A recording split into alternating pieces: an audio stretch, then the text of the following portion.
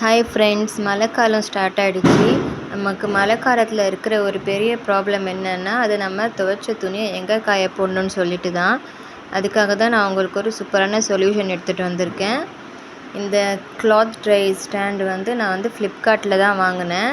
நான் உங்களுக்கு இதோட லிங்க் டிஸ்கிரிப்ஷனில் தரேன். இந்த ஸ்டாண்டில் நம்ம ஜீன்ஸ் பேண்ட் கூட சூப்பராக காய வச்சிடலாம். நம்ம மிஷினில் ஒன் டைம் போடுற துணி ஃபுல்லாகவே இந்த ஸ்டாண்டில் பற்றும். நம்ம துணி ஃபுல்லாக போட்டுட்டு அதுக்கப்புறமா நம்ம ஃபேன் கீழே வச்சுட்டோன்னா துணி கொஞ்சம் நேரத்துலேயே காஞ்சிடுது.